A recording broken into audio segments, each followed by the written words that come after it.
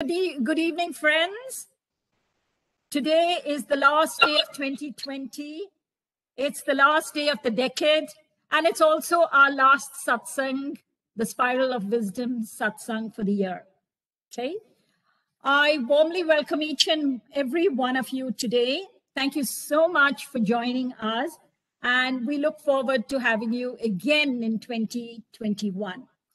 Now, when we look at the year, everyone's quite happy that 2020 is getting over because it's really been a very, very challenging year. You see, COVID unexpectedly disrupted our lives and shook, we've all been shaken out of our complacency. We've all been shaken out of our comfort zone. Today being the last day of 2020, I think a lot of people all over the globe are very happy to say goodbye to this year. However, when we look at the year, despite the lockdowns, despite everything, despite being confined into our homes, we will see that we have still been interconnected. We've been connected thanks to technology. So all of us are really in touch with each other. What has happened during the year? We have worked, I can hear someone speaking. Please mute yourselves. We have worked at home. We have learned, studied at home, and the world has become digitally interconnected, despite us not being able to go out. Now, during this year, which has been a year of turmoil, really, we have witnessed a new kind of virtual life. All of us have been connecting through Zoom, through Cisco, and we have discovered a lot of things in this year. Though it's been a tragic year, there have been a lot of deaths. We have discovered family relationships. We have discovered a lot of skills. We have relearned skills. And a lot of us have learned to work from home. And we at the School of Ancient Wisdom have learned to have our webinars, our satsangs on the net. So today in our satsang, we really will be focusing on a panel discussion on 2020, my impressions and learnings. This will be by some of our satsangis, Govind, Mr. Jan Kiram, and Devasu, the three of them. This whole panel, we will have someone to moderate it, and that is Anuja. So Anuja will be moderating this right now. Okay, kindly keep your audios on mute, and we will begin right now with a dance. Okay, our hearts, actually all of us, our hearts are filled with gratitude because despite all that happened, despite all the turmoil of the year, we see that there have been blessings also. And so it's with the really deep sense of gratitude that we are having this webinar. And so I thought it was just really good that we start our satsang by a dance to Ganesha. And this will be by Maitri and Vaishnavi. Now, we welcome these kids. They will be dancing shortly. And I hand it over to the mother of these two dancers, Jyoti, who will tell us a little about the dance and the dance. It's over to you, Jyoti. Hi, Indu. Nice to see you. Please mute yourself, Malati. Yes. Mahesh, please mute everyone. Okay, it's over to Jyoti, who will introduce her two daughters and tell us a little about this dance to Ganesha. It's a short dance. I don't have to say the prayer. No, after the dance. Ram. Namaste. Okay. Namaste. A good evening to one and all. We begin this evening's program with the lighting of the lamp. Lighting of the lamp symbolizes the replacement of darkness, ignorance, and evil with light, knowledge, and enlightenment. This will be followed by a Ganesha sloka by my mother.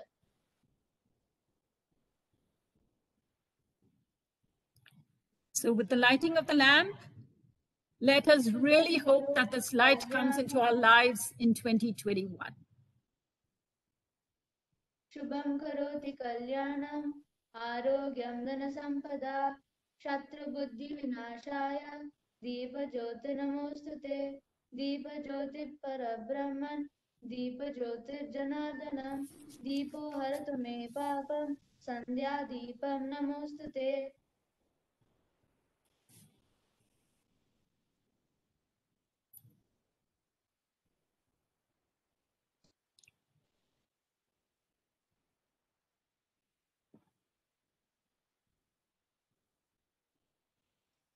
एकदन्तं चतुर्हस्तं पाशाङ्कुशधारिणं रतं च वरदं हस्ते बिभ्राणं मूषकध्वजम् रक्तं लम्बोदरं शूर्पकर्णं रक्तवाससं रक्तगन्धानुलिप्ताङ्गं रक्तपुष्पैः सुपूजितम् भक्तानुकम्पितं देवं जगत्कारणमच्युतम् आविर्भूतं च सृष्ट्यादौ प्रकृते पुरुषात् परम् एवं ध्यायति यो नित्यं स योगी योगिनां वरः ॐ नमो प्रातपतये गणपतये नमः प्रमथपतये नमस्ते अस्तु लम्बोदराय एकदन्ताय विघ्ननाशिने शिवसुताय श्रीवरदमूर्तये नमः।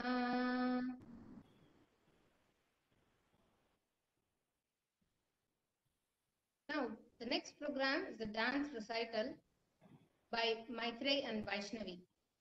Maitreyi and Vaishnavi, my daughters, are 15 and 12. They are learning the glorious art of Bharatanatyam under the tutelage of Srimati Sri Vidya Krishna, the founder and director of Nritya Niketan. They are also trained in Carnatic music and have completed their junior examination in music conducted by the Karnataka board. The dance today, what they'll be performing is Sri Mahaganapate.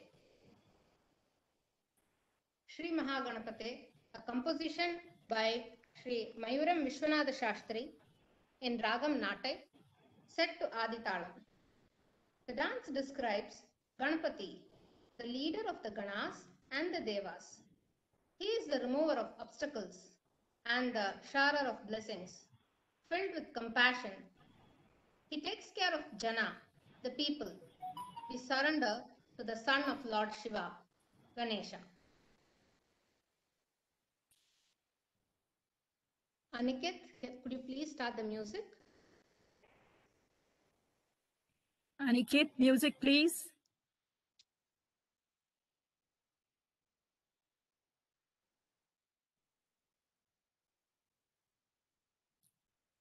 Ravi, will you ask Aniket?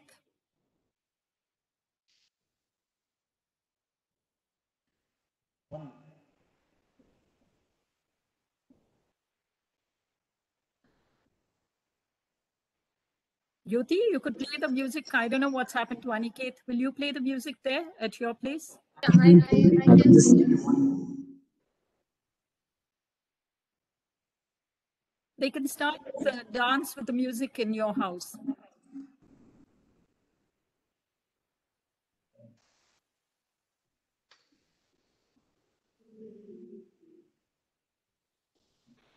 Power on.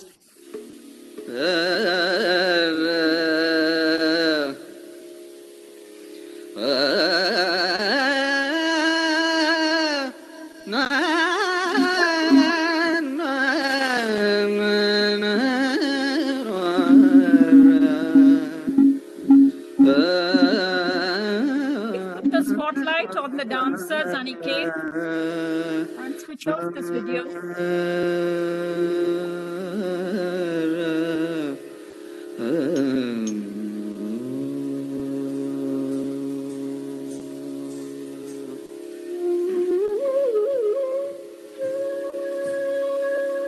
Spotlight on the dancers, please.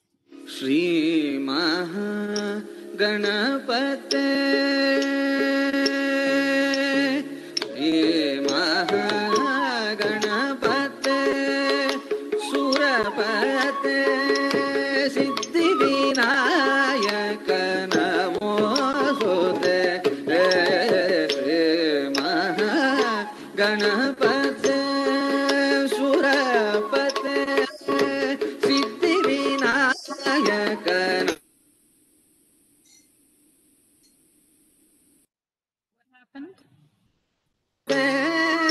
सुरपते Siddhivinayak नमोऽस्तुते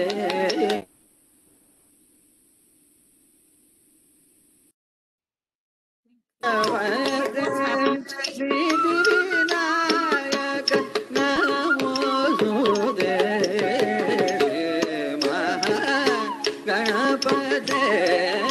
सुरपते Siddhivinayak नमोऽस्तुते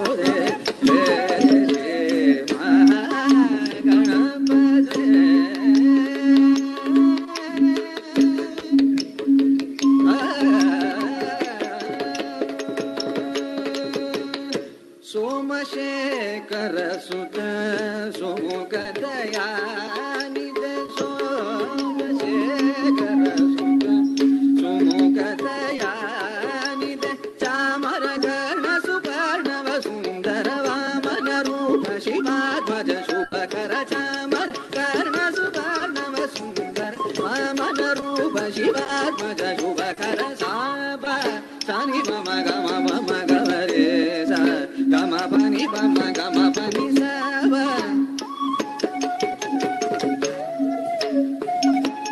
गम रे सरे गम ग प मनि बसानि रे सनि सनि बनि बम बम रे सरे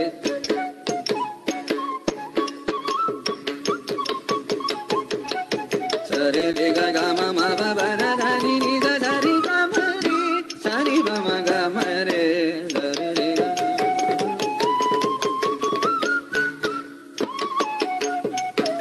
धरे हरे धरे बनि धनि बनि धरि श्री महागणपते सुरपते सिद्धिविनायक नमोऽस्तुते महागणपते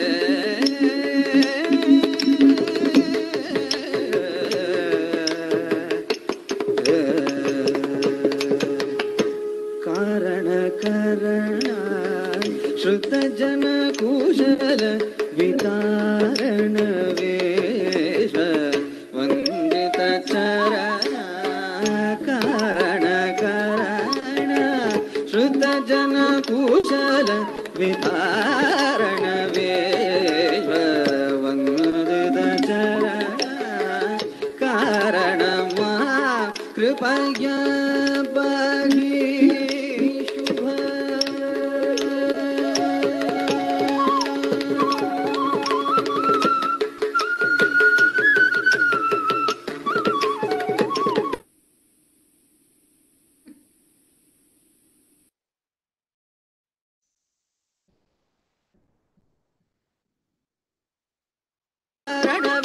निवारण वरगु कारण वरन जनार्ति हरण भव कारण निवारण वरगुण सप शनि मम गम रे सा गम पनि मम गम पनि सब शनि मम गम रे सा गम पनि मम गम रे सरे गम गम मनि बसानि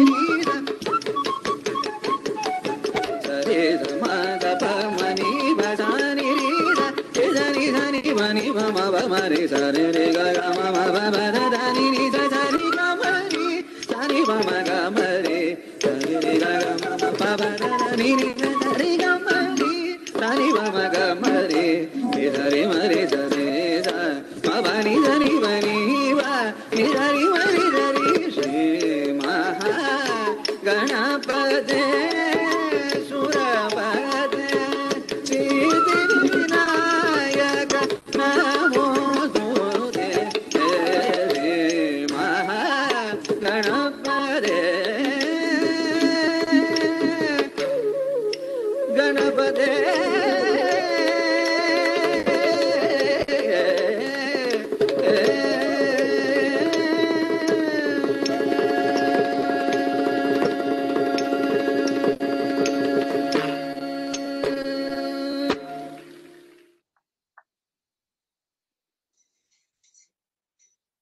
Thank you so much, Jyoti, Maitreya, and Vaishnavi, for that wonderful performance.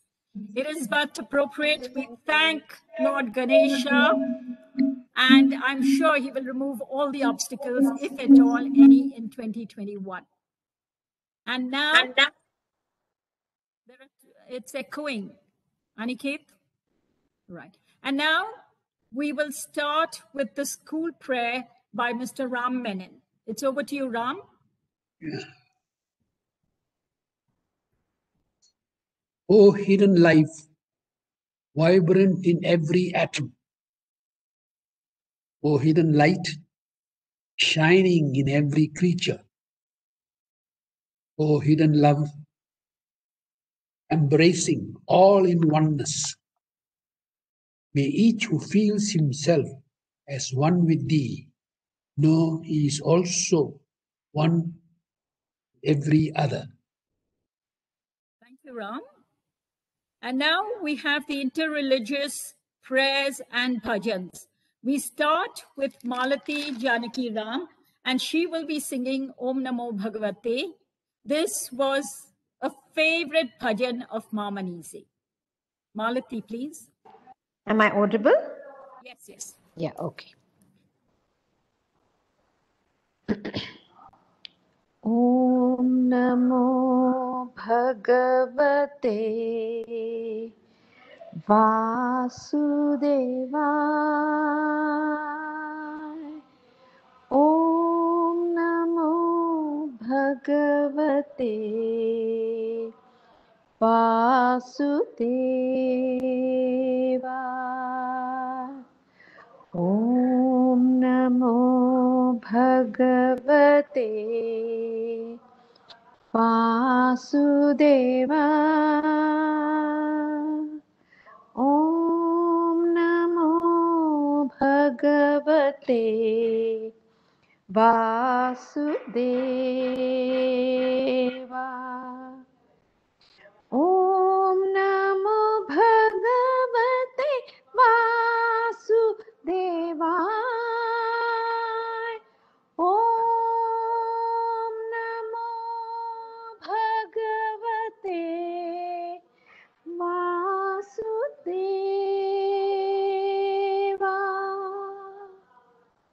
Om Namo Bhagavate Vasudevaya. Om Namo Bhagavate Vasudevaya. Vasudevaya. Vasudevaya.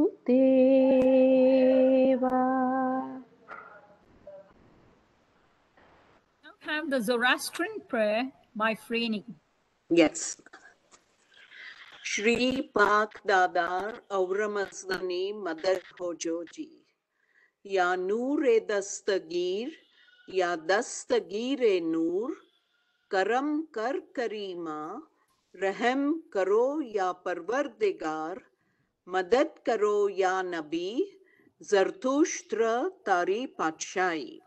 Baname Yazad, Bakshayande, Bakshayesh Gare, Meherban, Yatha Ahu Vairyo, Yatha Ratush, Ashachi Thacha, Banghe Ush, Dazdau Meningo, Shote Nanam, Angyus Mazdai, Shatrem Chai, Ahurai, Aim, Daregopyo, Dadatavastarahem. Yatha ahu vairyo, yatha ratush ashachi thacha, mangheush, dazdau maningo, shaute nanam, angyus mazdai, shatrem chai, ahurai, aim, daregopyo, dadatavastarahem.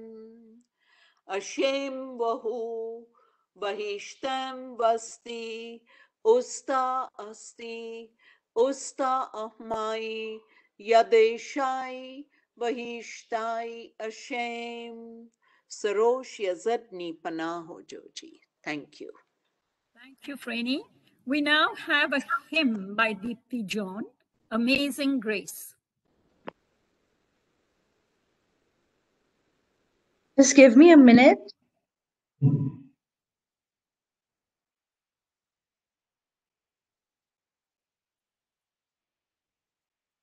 After that, we have the Buddhist prayer by Vani.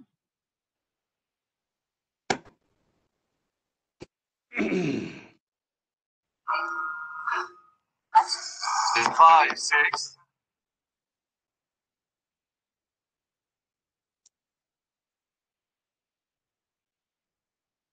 We can have the Buddhist prayer by Vani. Just a minute.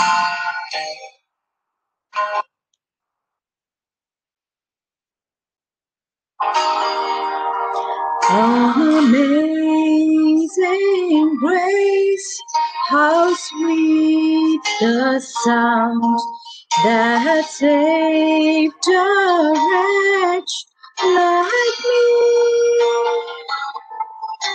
I once was lost, but now am found. Was blind, but now I see. 'Twas grace that taught my heart to feel, and grace my fears relieved.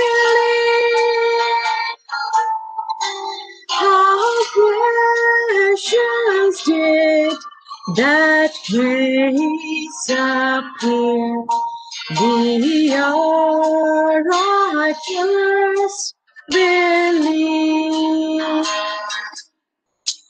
Through many dangers, toils, and snares, I have already gone.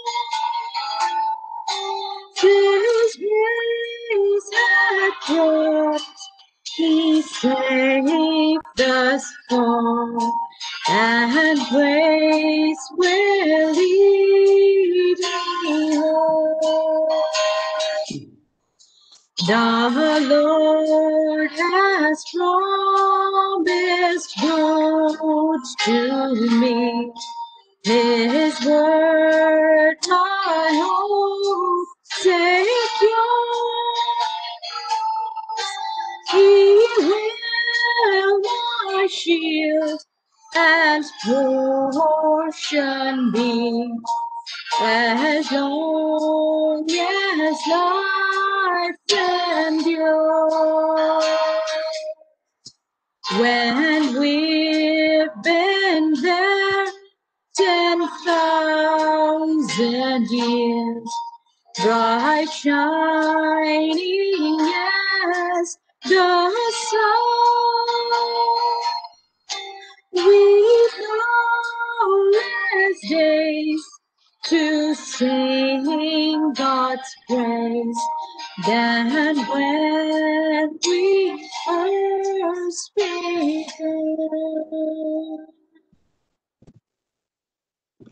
Thank you. That was amazing.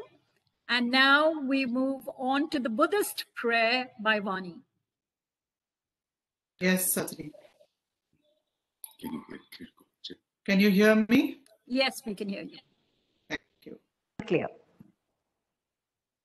Buddham saranam gacchami, dhammam saranam gacchami, sangham saranam gacchami, dutiyampi buddham saranam gacchami, dutiyampi sangham saranam gacchami, dutiyampi dhammam saranam gacchami, saranam गच्छामि तृतीयम्पि धम्मं शरणं गच्छामि तृतीयम्पि संघं शरणं गच्छामि.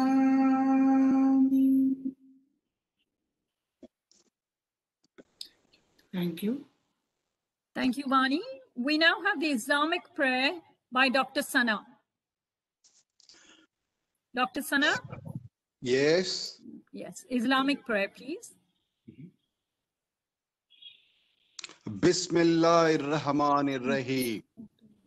Alhamdulillahi Rabbil Alameen. Ar-Rahmanir-Rahim. Maliki Yawmiddin. إياك نعبد وإياك نستعين اهدنا الصراط المستقيم صراط الذين أنعمت عليهم غير المغضوب عليهم ولا الضالين.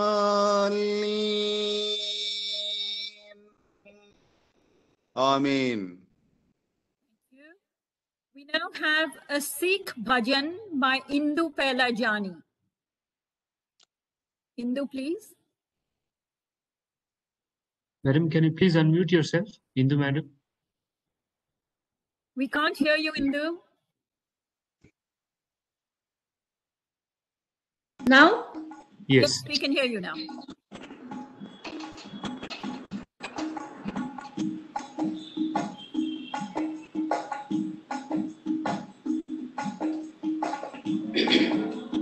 Satnam Vaheguru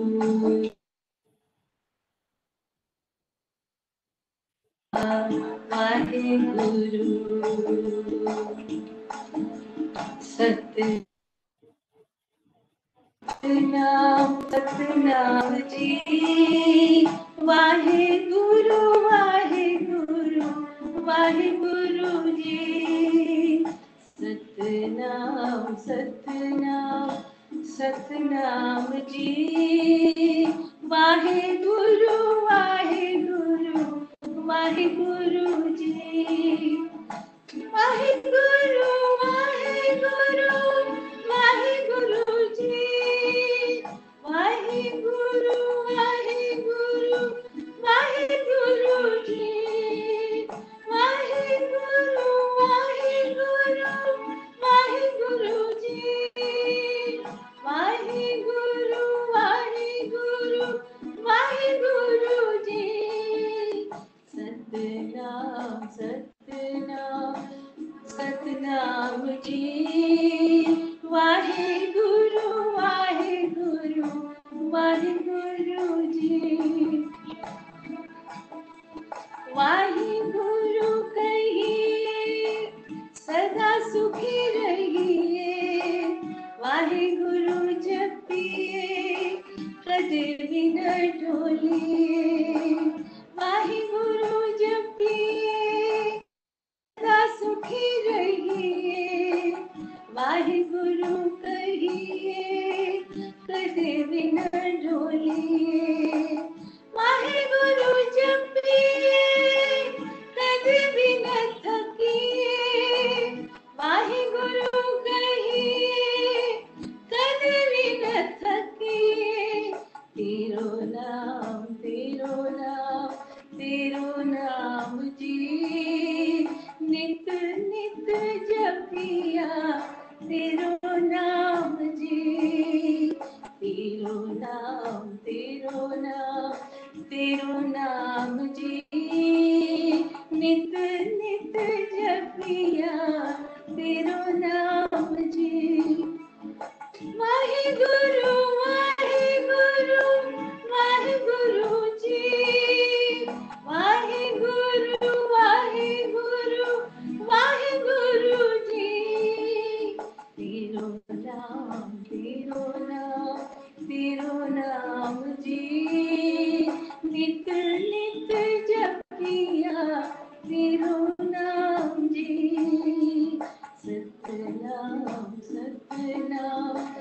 Satnam ji Waheguru Waheguru Waheguru ji. Thank you, Indu. Thank you, everyone, for all your prayers, all your bhajans. We really must thank the Lord for 2021, the last day, and tremendous gratitude for everything that happened. We are all well. So thank you, everyone, for your prayers, for your bhajans. And now, of course, we go on to the Jewish prayer by Dr. Stephen from the US. Are you there, Dr. Stephen? Can you see me? Okay, Dr. Stephen, we want the Jewish prayer.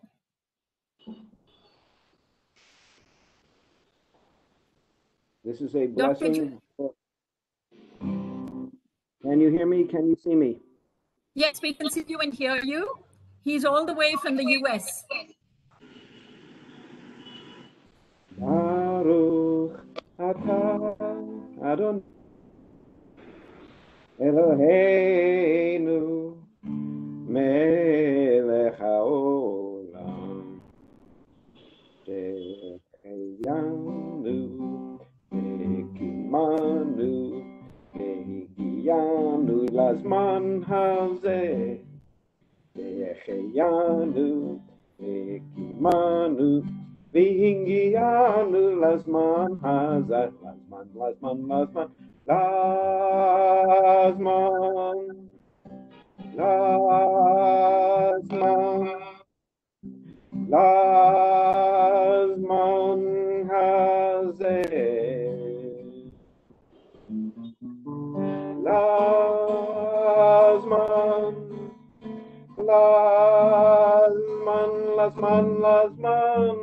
lazman hazeh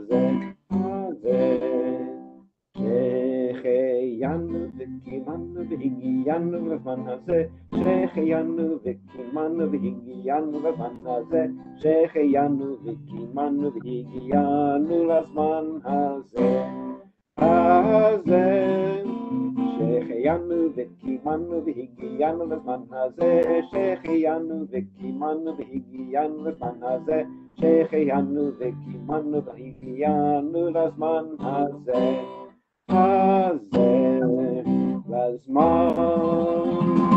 lazman hazeh.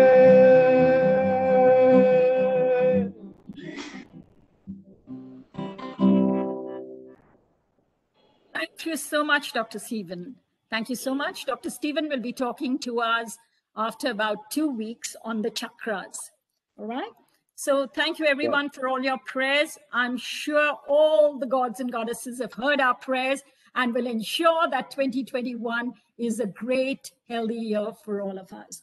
And now we go on to our panel discussion. Our panel discussion is on 2020, My Impressions and Learnings.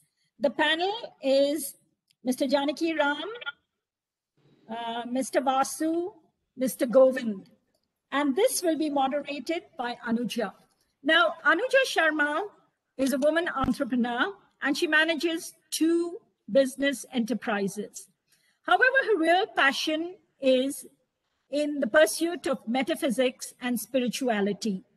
She considers herself very blessed to have studied our scriptures for many years under Swami Haridas Ji.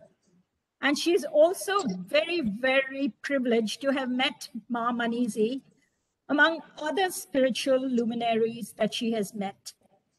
Her biggest achievement in life, she says, is to have found a place at the feet of her guru, Swami Niranjananand Saraswati of the Bihar School of Yoga. Now, it's over to you, Anuja, and all the panelists. Anuja will now introduce the panelists. Over to you. Thank you, Sajani. Thank you for giving me this opportunity. It is a privilege to share the last evening of 2020 with all of you. At the outset, on behalf of the School of Ancient Wisdom, I would like to thank our esteemed panelists for taking time to share their reflections with us today. We have what promises to be an insightful and thought-provoking session ahead. Let me tell you about the format for our panel discussion. I will talk a little bit about our topic for today, which is 2020, My Impressions and Learnings, and then request our panelists to speak in turn. Just before each one does, I will introduce him to you. Not that any of them need introduction to the SOAW family, but we do have other guests who have joined us today too, and welcome to all of you. Following the sharing by our three panelists, we will have a short Q&A session. So please post any questions you have on the chat, and I will bring them up to our panelists during that time. 2020.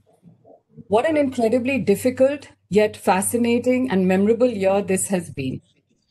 I think it's safe to say that so much happened on a global scale and simultaneously within each person's inner landscape that I don't think we will be able to fully process everything we have been through till we have much more time to reflect on all of it. This panel discussion is a good place to start some of that processing. Right now, I'd like to take a moment for all of us to say a silent prayer for everyone who has lost a loved one and could not be by their side for the final goodbye. And to think of those who lost not their lives, but their livelihoods and their dignity in life. May our collective prayers this evening help to bring back balance and hope in such lives in 2021. 2020 is itself now in the last few hours of its existence. This too has passed. That time, no matter how difficult, will pass is a lesson that was clearly demonstrated to us over the past 9 months. When lockdown started, it felt like it might never end. But here we are. That too has passed. I think there's an echo. Do we want to adjust that echo, or is it done? I have muted, yes. Thank you. So in this year that is about to end, COVID-19 has proved to be the great leveler. It showed no bias nor discrimination. And maybe there's a lesson to learn from this aspect and for us to use, but only in a positive way and context. In March of 2020, our lives suddenly went from 3D to 2D. We were locked up, locked in, locked down. People across the globe experienced this at virtually the same time and in almost the same way. We felt as one family affected at the same moment. We suffered together, and we reached out across oceans to comfort each other. Even while we were physically confined, other doors opened. Practically the entire world had shut down, but contact via the internet zoomed up to the skies. We reached out and stayed connected in ways we had never done before. We learned to be creative and to think out of the box. We explored new ways of thinking and dealing with ourselves and with our newly redefined world. So we were restricted in tangible physical ways, but learned to expand in so many others. 2020 gifted us that. 2020. It's actually a term we use for perfect vision. And I dare say that this year that bears the same name has also gifted many of us a much clearer sight. Firstly, a sharp vision of how frail life itself is. Too many of us have had to grapple with personal loss and economic distress. 2020 dramatically showed us the binary nature of our own existence. It showed us both sides of the human condition in stark contrast. Fear and courage, life and death, isolation and connection, destruction and creativity. And it held up a mirror to so many different areas of our inner lives. What is really important and what is not? The treasuring of simple joys, the importance of expressing gratitude and empathy. It turned many of us inwards in the direction of exploring our better selves. One of my favorite inspirational quotes is from Viktor Frankl's Man's Search for Meaning, and I quote, "Ultimately, man should not ask what the meaning of his life is, but rather he must recognize that it is he who is asked. In a word, each man is questioned by life, and he can only answer to life by answering for his own life. To life, he can only respond by being responsible." To paraphrase, it is not about what we expect from life, but what life expects from us. And 2020, in my view, was a huge test of our individual and collective ability to stay mentally strong and to adapt to sudden and extreme changes. And I, for one, think we have passed that test very successfully. And on that positive note, I would like to introduce our first panelist, Mr. Jan Kiram. He is one of the pillars of the School of Ancient Wisdom. He had the good fortune to read the Gita from a young age with his maternal grandfather, and also to get familiarized with theosophical teachings from his father. He met Ma Manize and Mr. Ram Menon in 1998 and has been associated with the SOAW since then. He is an active member of the Interreligious Understanding and Harmony Satsang Bangalore. He superannuated from HAL in 2007 as General Manager, Continuous Improvement. We greatly look forward to hearing from you now, Mr. Jan Kiram. Am I clear and audible? Yes. I thank the organizers for the opportunity on New Year Eve to talk to an august audience, which is at once a privilege as well as a challenge. Wholeness of a person comes from intellectual understanding and subjective experiences. So my talk will be wholly covering intellectual understanding and my subjective experience. I am grateful and speak with an attitude of gratitude because we are all in a position to engage in this meeting during the pandemic. School of Ancient Wisdom, Meditation and Study Circle, and Ritambara Wellness, through their webinars, have kept us all focused on diverse spiritual subjects and also helped us to learn some deeper teachings like the discourses on Gita, Atma Bodha, and Upadesha Saram.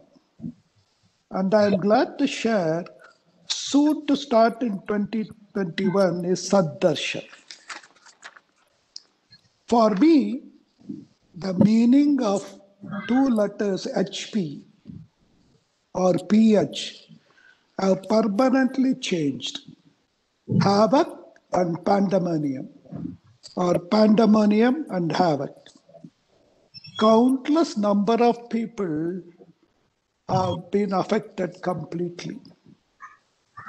At the same time, they have also showcased interdependence and oneness of all humanity.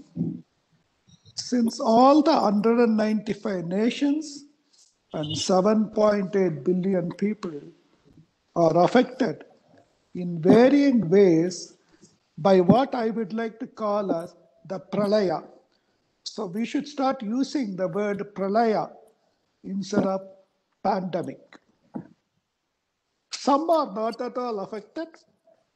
Others are facing a situation like they have been devastated by an earthquake or volcanic explosion or hit by a tsunami. At the same time, people have been forced into closeness, silence, faith, perplexity, confusion, and face a very uncertain future. In fact, I have been personally affected in the middle of August. Many of you in this group know Commander Nirmal passing away due to COVID. I have 3 other friends who died at the same time, around the same time. So I lost 4 friends around about the 1st or 2nd week of August, all in a sudden. It was so fast that they just got admitted, and within a few days they were gone. This brings to my mind Yudhishthira and Yaksha dialogue about the wonder of mankind, which they don't realize that everybody is going to die someday. And in fact, there is a scriptural saying which says, no soul dies except by leave of God, the period fixed as by writing. But with all that, when actually it happens, We are very deeply affected, and I put it on Facebook to share my grief. And from all over the world, and from, of course, our near and dear friends and relatives, about 160 people responded to console me.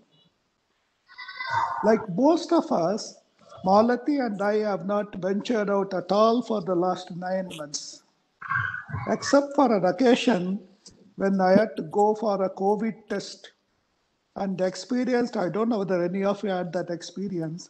I experienced firsthand not only the test procedure, but the way people were very kind, understanding, compassionate, and selflessly did the service. Now, of course, soon home testing kit as well as phone apps will be available.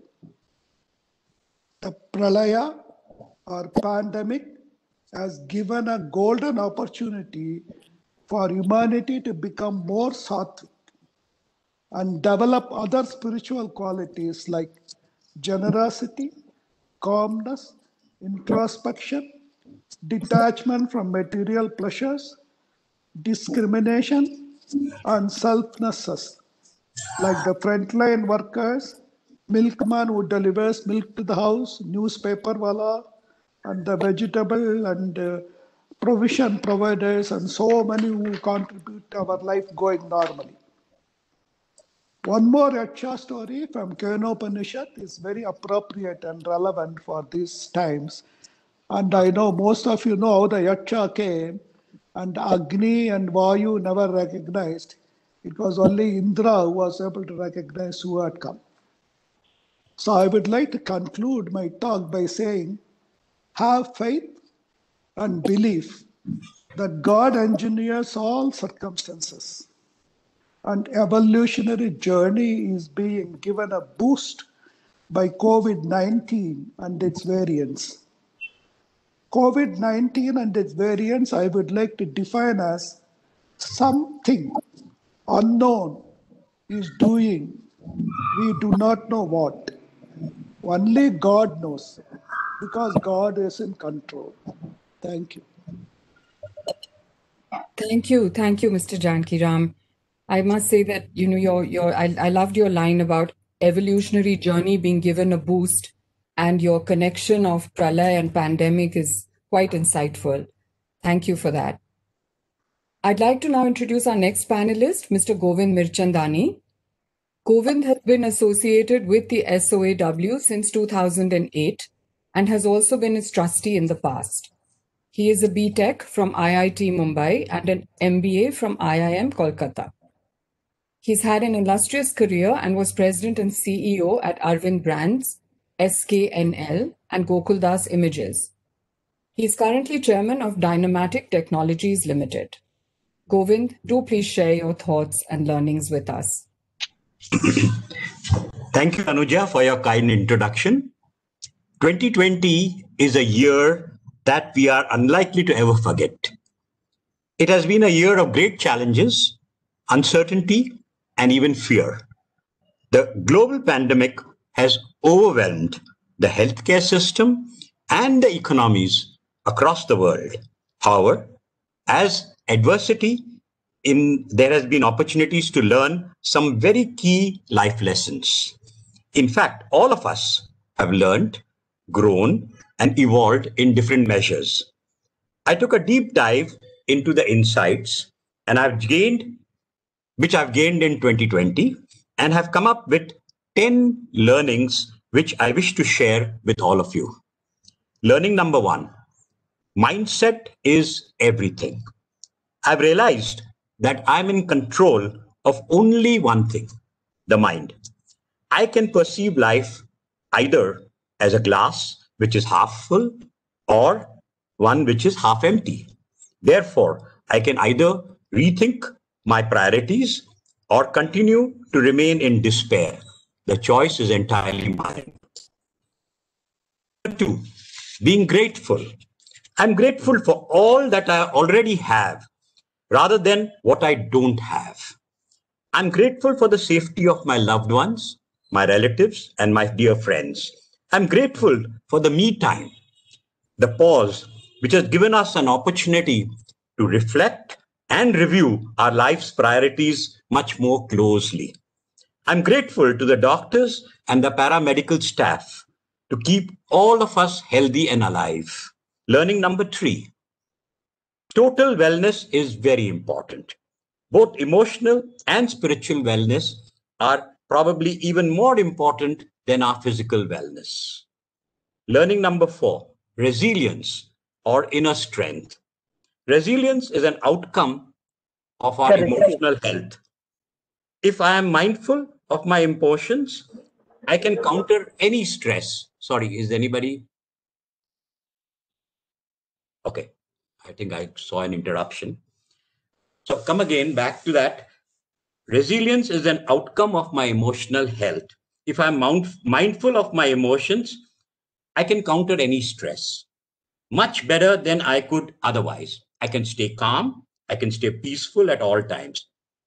Nowadays, I listen, watch, and read, preferably whatever helps me to develop positive emotions in my mind. Learning number 5, being adaptable.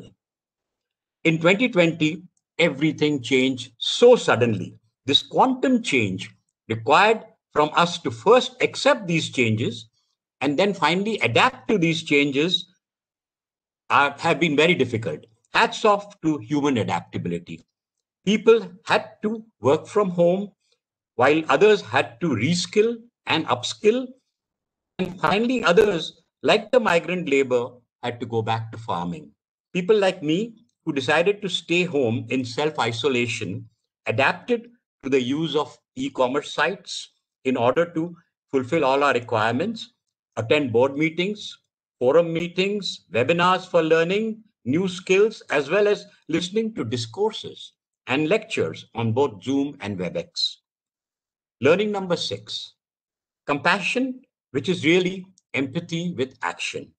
Compassion for those who have been impacted the most in the pandemic, the underprivileged class, as well as people who have lost their jobs. We are all interconnected human beings. Giving generously, in addition to offering empathy, is really the way to being compassionate. Learning number 7, opportunity to improve our relationships with our loved ones and also link with our old and dear friends. Spending quality time with families who are with you if they are around you, or remotely with our loved ones if they are far away, has been a very good option this time. I was able to re-establish contact with my IIM batch of 1974, and we actually located 70 out of a batch of 90 in this hole below. Learning number 8, the virtue of patience. We've all been variously tested for patience with staying safe at home and also learned to be responsible and disciplined by trading our freedom for the greater good of people. Learning number 9, shift to simpler lifestyles, a life which is based on needs rather than wants and desires.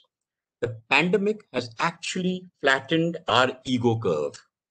Irrespective of how powerful you are, how much money you have, country you belong to, you have concluded that what matters truly is needs and not luxury or desires. Learning number 10, nature is speaking to all of us. Listen to it. Appreciate what nature is trying to tell us. There is air pollution, there are melting glaciers, there are climate changes, which are radical and which can be catastrophic in future, way beyond what we have seen in this pandemic. Therefore, let us really reunite and work together to ensure that we don't have to encounter these kind of catastrophic events in our lives again. Here's again wishing all of you a very happy 2021. Thank you so much. Thank you, Govind. I think these are the new 10 commandments that you've given us from a COVID age, which we would all do very well to follow and observe. Thank you for that. And also for remembering or turning us in the direction of remembering the earth, our mother, and how we can make things better and not lose our lessons that we've learned in this COVID era. Our final speaker on this panel is Mr. Vasudev. He is an engineer with over 36 years of experience in electronic product design, engineering, regulatory testing, quality, supply chain, and management.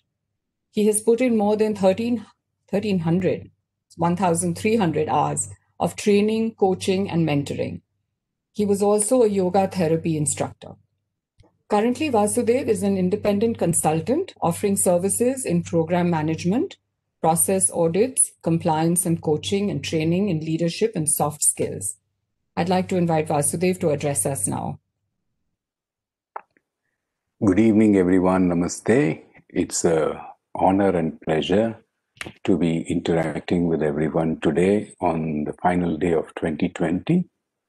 Both Jan Kiram and Govind have talked about lessons in 2020 which are common to all of us, the experiences. So I will again take the same topic of COVID, which has been on the top of all of our minds, to draw some lessons for it. And I would classify it into just two parts, in two short parts. One is the leadership lessons in the kitchen. So come COVID, we are all forced to cooperate with each other at home. There is no longer a divide that I work outside only dedicated and somebody else works at home. And so one of the key things is you start learning from how to cook and how to survive in these periods, to adapt yourself to the changing situations. So typically the day begins with getting the breakfast ready.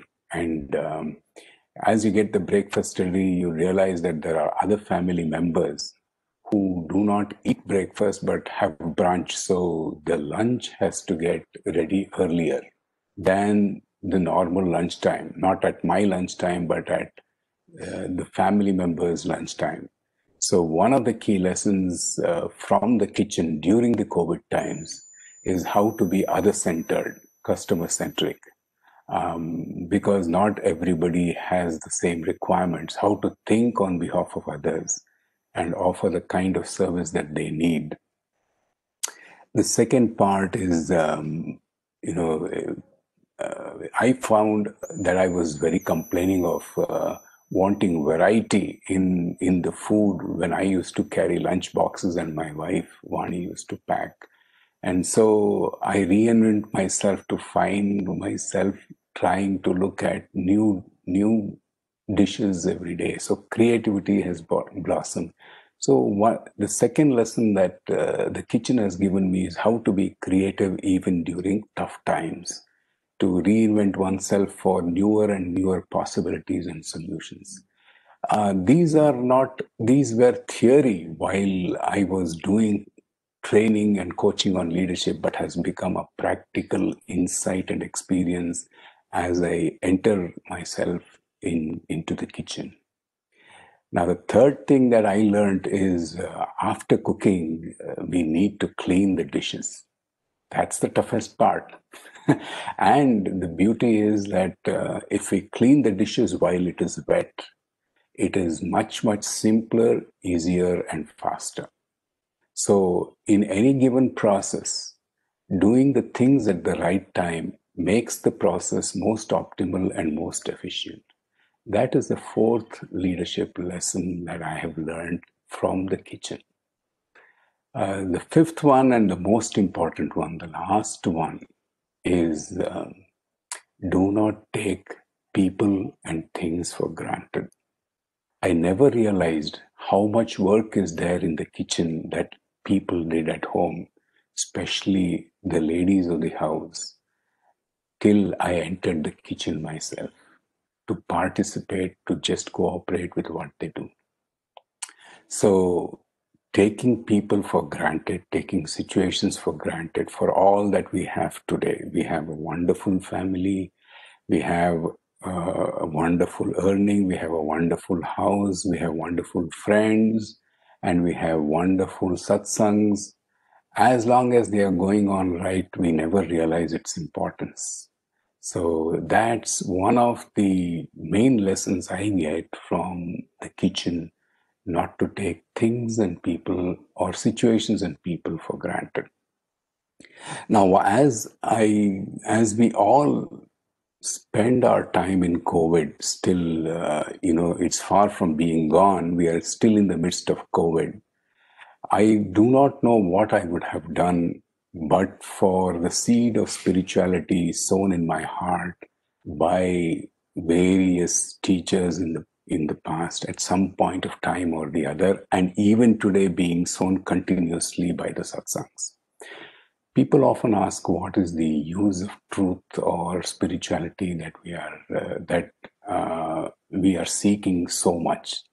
So there needs to be no use for the truth. This may come as a shocking statement, but truth has to be sought for its own sake, not for something else.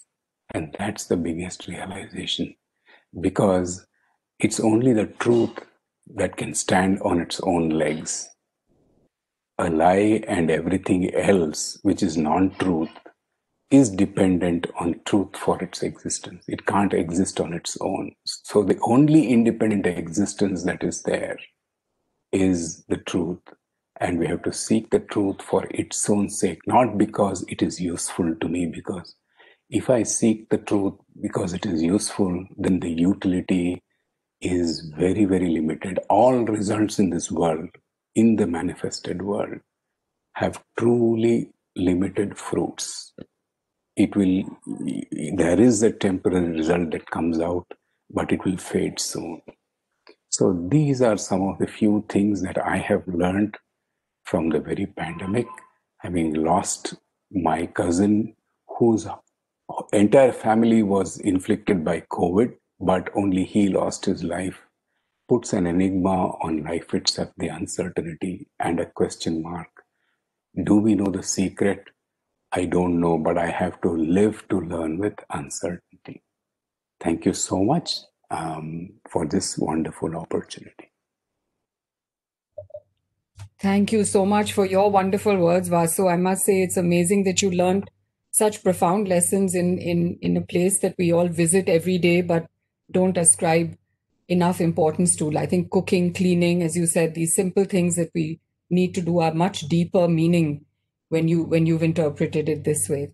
And I think it's also safe to say that, as you said, that I know so many of you in this group. I've known you for many years through Mamani's satsangs, and I know we're all seekers on this path together. And I think we can safely say, as you did, Vasu, that is really these teachings that we've been able to share and enjoy between us that has helped us to get through these kind of times. So thank you, all three of you again. And I don't see any questions in the chat box. So I'm wondering if everyone has absorbed everything and is taking some time to think of things they want to ask our panelists, or would anybody like to unmute themselves and ask, or should I wait for some chat questions? I have a few of my own which I can ask also, but let's wait for some of you. Anyone have any comment or any question? Any questions? Maybe you could unmute yourself if you'd like to, one at a time, and talk to our panelists, or tell them what you liked about what they said, or anything that resonated especially with you.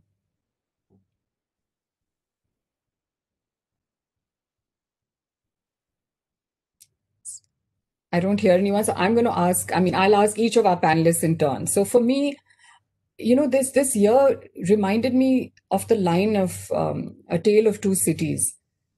It was the best of times, it was the worst of times. That kept coming to my mind quite often through this year, that there were so many very, very, very bad things about the situation, and there were so many good things that we could learn from it and benefit from it in a way.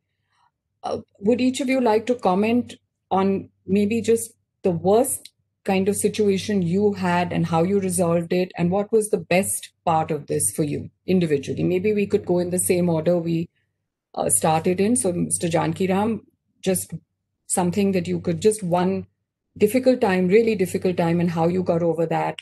and one really big learning for you, or a big satisfaction that you're going to leave 2020 with?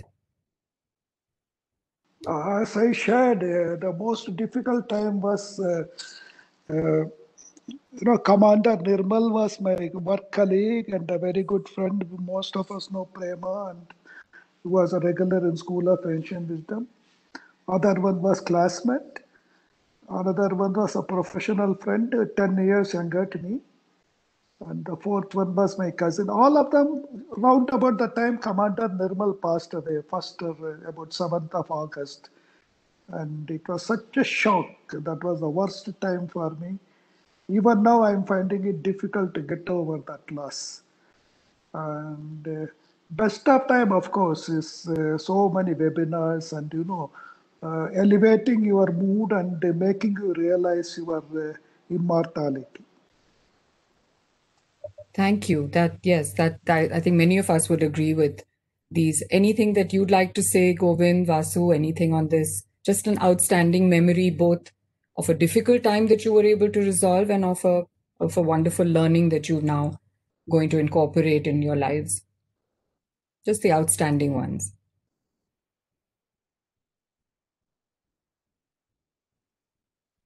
So you're muted. We can't hear Govind, Govind. and you'll have to unmute yourself. The difficult time was when two of my close relatives were struck with cancer during this year 2020.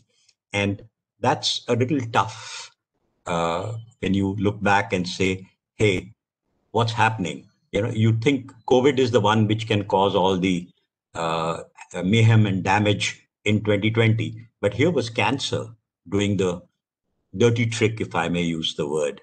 Yeah. No, nothing personally to me. I've been healthy. I've been very, very balanced and very, very, I would say, happy to spend this 1 year all to myself, introspecting, thinking, enjoying myself. Yeah, and that's been the good part of it, really. And the 10 points which I did mention were really related to me being particularly happy with the situation that I have never had so much time before to myself. That me too time has really been quite outstanding and excellent. Yeah, it has helped me in many ways. I've reprioritized my future thinking and what I need to do in life, and that's a big help. And let's hope things do work out as per my rethinking on my subject. Thank you very much. Thank you, Govind. Vasu, anything you'd like to share with us? Yeah, so very coincidentally, during the pandemic, my health personally also took a downturn slightly, quite a bit, I should say. And then the kind of support I've received from family and friends and I knew how I was reacting to it, because the changes happening, the funny thing about these things is externally their body seems to be fit and healthy and fine. Nobody can recognize, but the things that keep changing within makes you react, swing moods, between two extremes. But the love and understanding that I have received from especially my immediate family, my wife and my mother, who have been kind of target of all of these two extreme swings of moods, I cannot forget. That's why the last lesson that I have really mentioned is not to take people and situations for granted. I was diagnosed with a hyperthyroid condition, which is the opposite of hypothyroid. It's well under control, but again, spirituality has come to the rescue. The understanding of life, how fragile it is, but still I am apart from the body, mind, nothing happens to me, the awareness, but things are happening to the instruments that I have.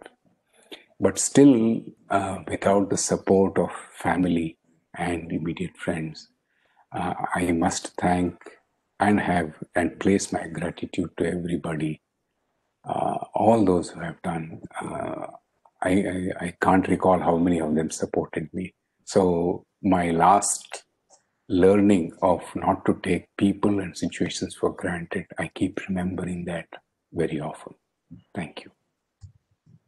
You know, that's so true, Vasu. We do take not just people for granted, we take ourselves for granted, we take our own lives for granted. And I think for me, this year and this online communication that we're doing now, this line we've heard so often through our Zoom calls and our WebEx calls, can you hear me?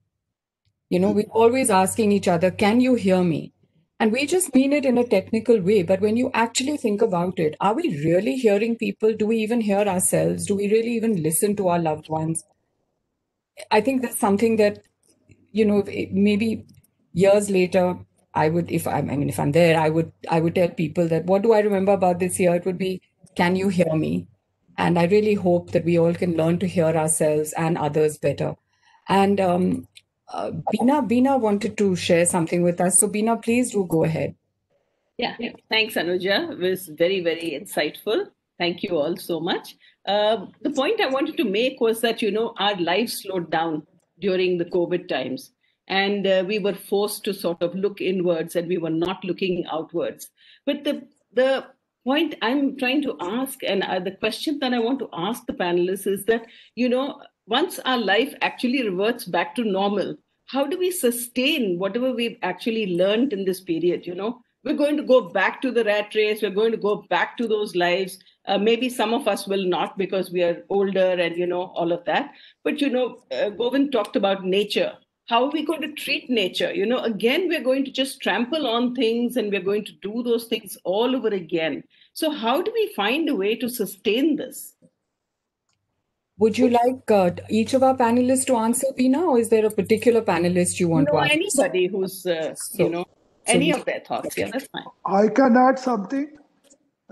Global level, God has positioned a bidden so that America will cooperate and improve the climate of the world. Okay. All right.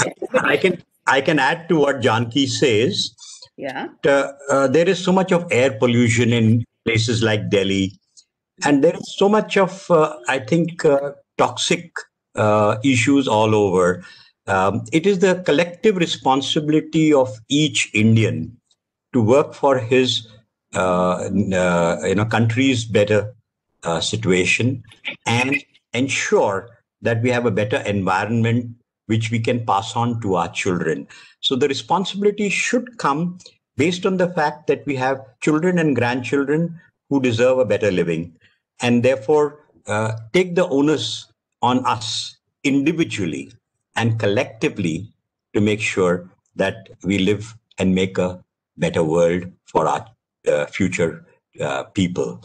In that, I think that's really important. The second question, which Beena wanted to know, is: will we go back to our good old dirty ways, or the old normal which we were? I think if we have really, really learned our lessons during 2020 and are genuinely benefited and felt good about it, we won't. Like, I don't think I'm going to go back to helping out in the mopping and this and there. Yeah, when you have now a robot working at your place, or going and posting mail, or going and making sure that the bills are paid physically. Yeah, now everything is so beautifully done online that I have benefited so much from the conveniences of things. I've ordered everything on e-commerce sitting home because I've not stepped out even for a single day in these last 9 months. And I'm so glad that I've learned all these things that I don't have to really go back to physically doing things and trying to control our lives. I think it's done so beautifully remotely by us, and that I'm very happy. actually doing this and continuing with this on and on. Also, you get so much of global inputs in terms of the discourses and the lectures which I've been part of during this whole COVID year. Yeah, those are benefits which I think the world recognizes, that you have the best of people talking from all over the world and putting in so many inputs. I think these are huge things which I'm going to be a part of WebEx and Zoom and saying, "Can you hear me?" Yeah, because it's still important for me to understand and do much of this. I think we will, if we really benefited from it, keep to it. Some things which we've been shallow about and saying it, we may actually revert back to our ways. But there is at least one big situation, and that is that when we start looking back to the year 2020, it will remind us that we enjoyed this, and then try and see whether we can relate back to something which has been a very, very, I would say, landmark year in our lives. Thank you, Govind. And if Vasu would like to say something, because I know we do have a few more things to do. We have a program that continues, so we will have to sadly end this. Like all good things, this must end too. And if Vasu would like to make a concluding comment to what Beena said, we can then move on. Sure. So I think Beena had a very, very pertinent and important question. That's a very powerful observation. We can look at it at two levels. As an individual, we all have certain capabilities and powers, and we must do what is within our capability and power. So if we feel we are the individual, then I think we keep doing at a transactional level. At a transactional level, we have to contribute to the environment. We have to, that it does not degrade, like what Govind said, we have to leave something for our children, grandchildren, for the future generation. That is at the doing level. But as an individual, we have one more responsibility. The only way to address this creatively is to raise our level of consciousness. And when we raise our level of consciousness, then the distinction between me and the world, between me and the other, is going to get fuzzy. The borderline is going to get very, very hazy. And that's when the demarcation stops. So when the difference between me and the world stops, then what am I going to do to harm the other? I will not do anything. So a more permanent solution, but a more permanent solution is to raise my own level of consciousness. And this is a spiritual responsibility we have. Transactionally, we cannot forget. We have to do things that matter in the physical world. But the spiritual upliftment of my own self, raising my consciousness, is a more lasting solution, but a more arduous, tough, time-consuming path. Because I still consider myself as an individual. But it has to be done inevitably. Both have to be done, and there is no choice. We have to do them. The second part, will I go back to my old ways? Now, who goes back to the old ways? Now, at the level of the mind can never sustain anything that it picks up. That is why New Year resolutions have failed over and over again. Every year we come up with a New Year resolution, and hardly for a week or two we are able to sustain it. So unless we step beyond the level of the mind, where there is no going back. Going back is an immense possibility and always an inevitability at the level of the mind. It can never be sustained at the level of the mind, because mind is known to fluctuate. The mind is never stable. The mind is fickle. COVID lessons will soon be forgotten if we live in the realm of the mind. So we have to shift our understanding from the realm of the mind to the realm of the truth that is available, which is always present, that is the consciousness. Then the lessons are kept, but the incidents are left behind. Otherwise, the mind takes the incidents and leaves the lessons behind. Thank you. So that was really very wonderful and helpful to sum up our talk about with. And I, before I hand over to Sajani, I'd like to thank again my wonderful panelists and to wish on behalf of them and myself, everyone here, a very healthy, safe, and happy passage through 2021. Sajani, over to you. Sajani, So Anuja, Jan Kiram, Govind, and all the participants, kindly excuse me. I have another online coaching program at 8 p.m. I have to just go. I'm extremely sorry to leave at this moment, but I have another commitment at 8 p.m. online program.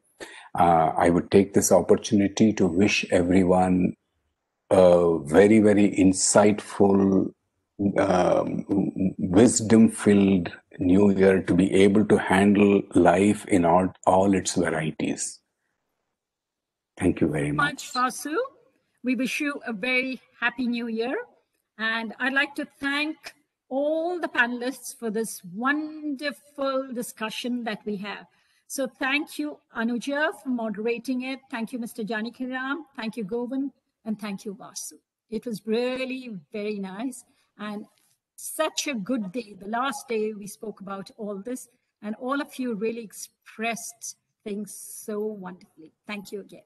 And now we move on. After this, we are going to have some Sanskrit verses by Lakshmi Satish, and she will also give us the English translation.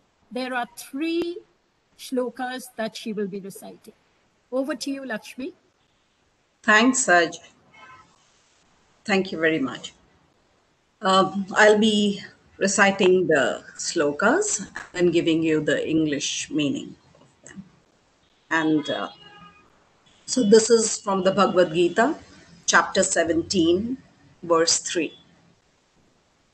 Sattvanurupa sarvasya shraddha bhavati bharata shraddhamayoyam purusho yo yat shraddhasa eva saha.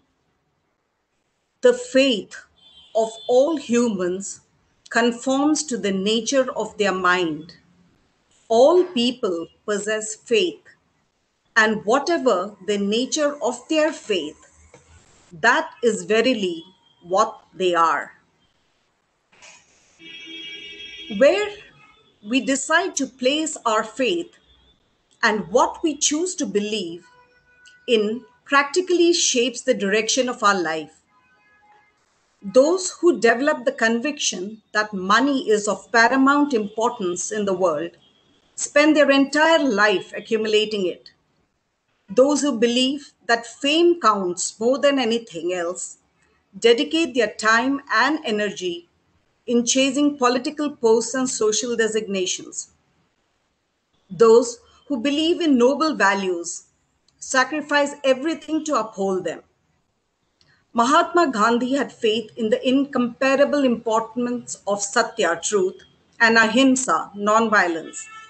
And by the strength of his convictions, he launched a non-violent movement that succeeded in evicting from India the most powerful empire in the world.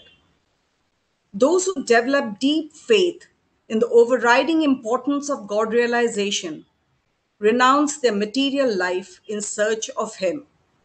Thus, Sri Krishna states that the quality of our faith decides the direction of our life. In turn, the quality of our faith is decided by the nature of our mind. And so, in response to Arjuna's question, Sri Krishna begins expounding on the kinds of faith that exists.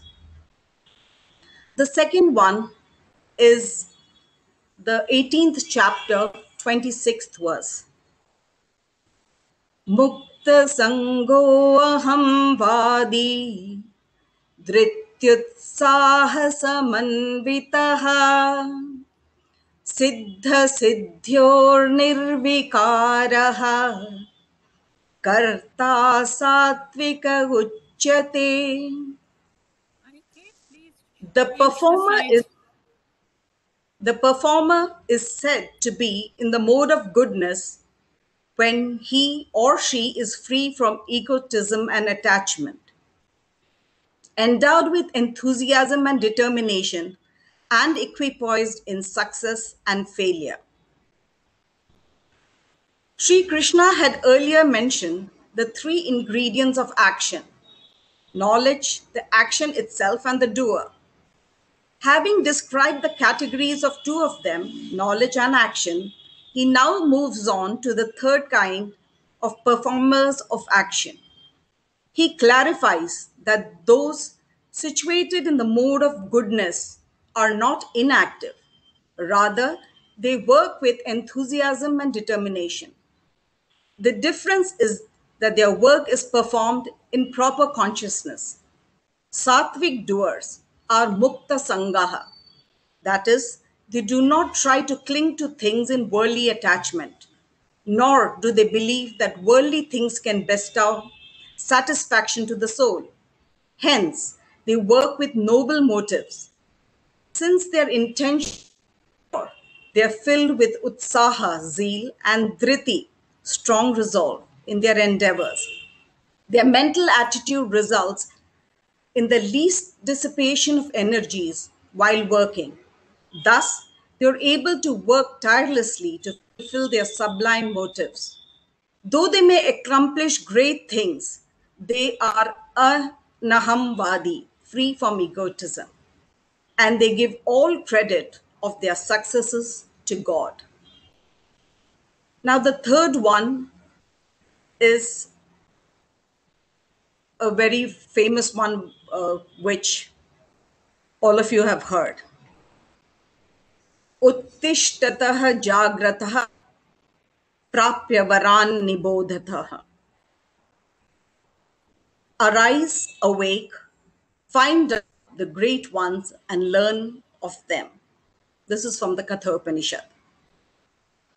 Arise, awake, and stop not till the goal is reached is a slogan popularized in the late 18th centuries by the Indian Hindu monk Swami Vivekananda, who took inspiration in a sloka from the Katha Upanishad.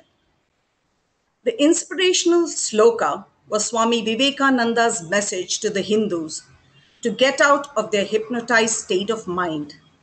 The sloka was meant to call to his countrymen to awaken their sleeping soul and propagate the message of peace and blessings given mother to the world. Awake also denotes the awakening of one's real nature and the consequent ushering in of prosperity. There are two verses also which we are doing from the Sundarakanda. So in the first verse of the Sundarakanda, which I have taken, is when Hanuman was flying across the ocean and he encounters Simhika, who is a Chaya Grahani. She is one of the demonesses. And she catches shadows. And she caught Hanuman. And then Hanuman devours the Rakshasi. And that time the celestial gods blessed him and said this: Yasya tvetani chatvari vanarendra yathatava dhritir drishtir daksham swakarmasu nasidati. O King of Vanaras. This is the 216th verse. It says, O monkey leader, when endowed with the power of reflection, intelligence, courage, and dexterity, like you, will never tolerate any obstacle in the way of achieving his objective. So we have to remember that if we have four qualities, that is resolve, determination, foresight or vision, wisdom, and competence, with these four qualities, any obstacle can be overcome. So whatever obstacles we have faced, we can overcome them by with these four qualities. The other sloka is from the 34th Sarga, 6th sloka, where Hanuman meets Sita and he tells her about Rama and he convinces her that he is the Duta who has come. And then she is really happy. And when she's overjoyed to know that he is actually the Duta, she says these verses, this verse. Kalyani batagatheyam laukiki pratibhati me yati jivantamanando naram varshashatadapi. She says, how happy I am. The common saying that everyone will, at least after a long time, have a spell of happiness seems to be true in my case. So, despite suffering for a long time, she says, definitely days of joy will come. Suffering is not permanent. Happiness will follow. Next year will be full of peace, joy, and happiness. Whatever has happened, this too shall pass. So, wishing you all a very happy new year.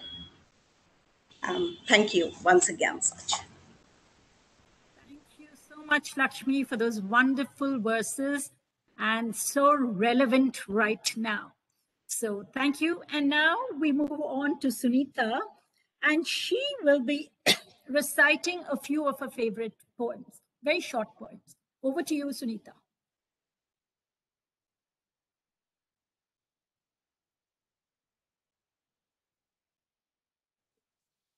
Aniket.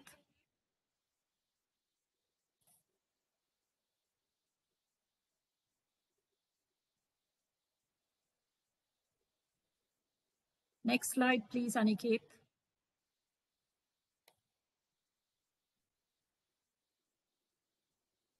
We can't hear Sunita. Unmute yourself, please. Sunita.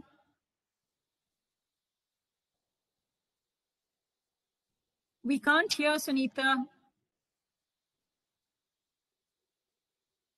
Aniket?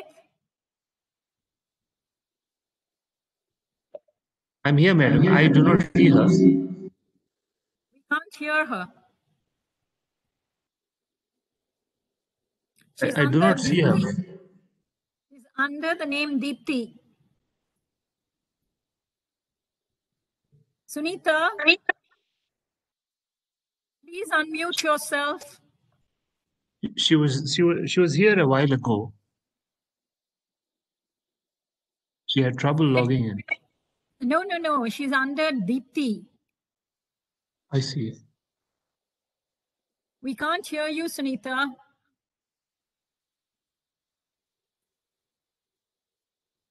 Okay. What do we do, Aniket? Will you tell her?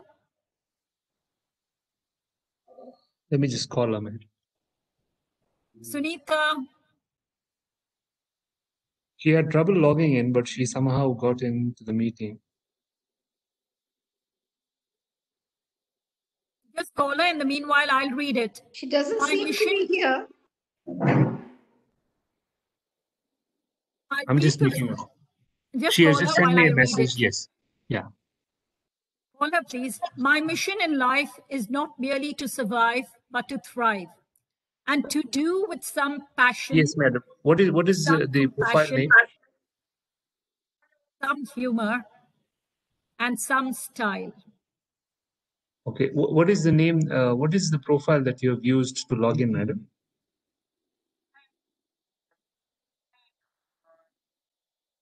What is his name? You have Deepti. Okay. Deepti, I told you. I can see her under Deepti. Okay. Can you see a request on the screen? Can you please accept? And yes. Click unmute me. Yes. Sunita, we can't hear.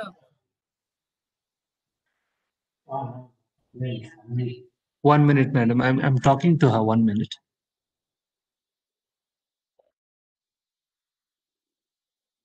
Sorry, everyone, but this is what with technology, we do have some glitches.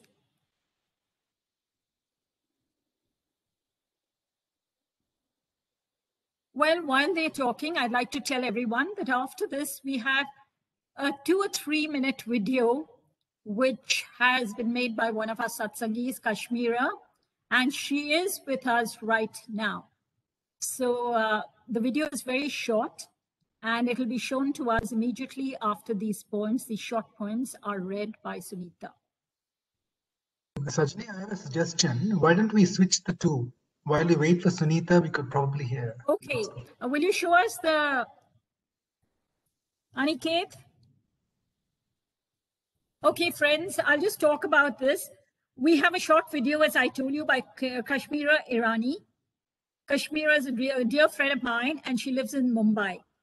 Now, Kashmira did her English honors in Bangalore, and she was greatly influenced by all the poets, you know, and that went deeply into her subconscious mind.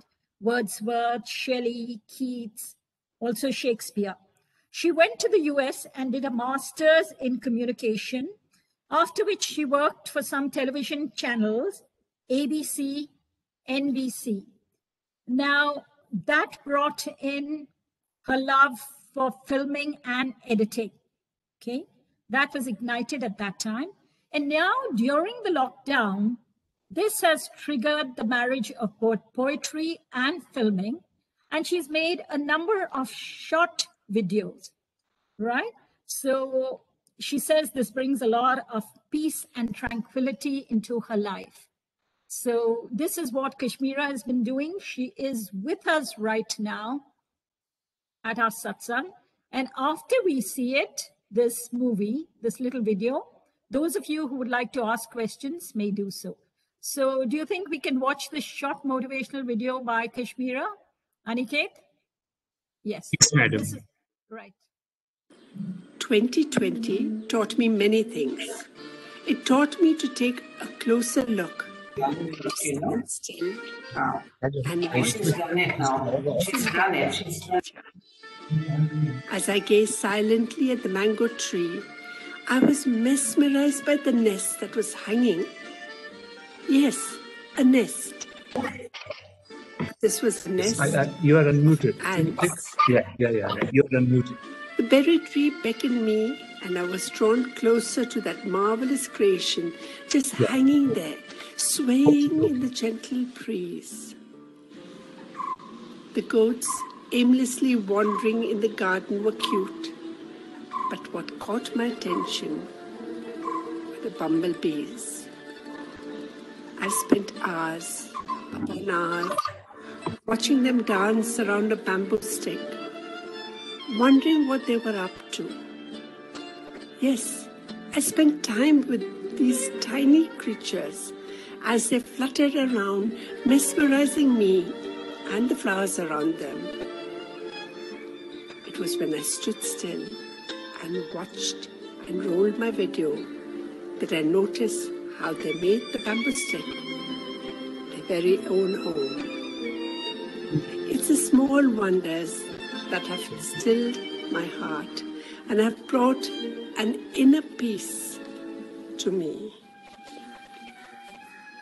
Hold still, you ever-moving hands on the master clock.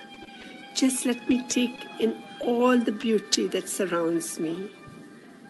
Ah, marvelous nature, thanks for letting me hold my breath to take one more shot, one more click, one more testimony to the beauty that lies around us.